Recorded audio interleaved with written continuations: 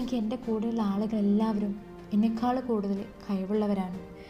എന്നെ സപ്പോർട്ട് ചെയ്യാനോ എൻ്റെ കൂടെ നിൽക്കാനോ എനിക്കാരുമില്ല. എൻ്റെ സാഹചര്യങ്ങൾ അങ്ങനെയുള്ളതല്ല. ഇങ്ങനെയൊക്കെ വിചാരിച്ചിട്ടാവും നമ്മൾ നമ്മുടെ സ്വപ്നങ്ങളിൽ നിന്നും പിന്തിരിഞ്ഞു നടക്കുന്നത്. ഇവിടെയാണ് ഈ കഥയിലെ ആമയുടെ ധൈര്യം നമ്മൾ പകർത്തിയെടുക്കേണ്ടത്. നമ്മുടെ കുറവുകളെയോ മറ്റുള്ളവരുടെ കൂടുതലുകളെയോ നമ്മൾ താരതമ്യം ചെയ്യേണ്ട ആവശ്യമേ ഇല്ല. നമ്മുടെ ജീവിതമാണ്, നമ്മുടെ സ്വപ്നങ്ങളാണ്.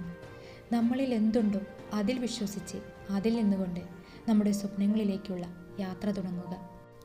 അത്രയും ആഗ്രഹത്തോടെ, അത്രയും പ്രതീക്ഷയോടെ, അത്രയും വിശ്വാസത്തോടെ നമ്മൾ പരിശ്രമിച്ചാൽ ഒരിക്കലും നമ്മൾ തോറ്റുപോവുകയില്ല.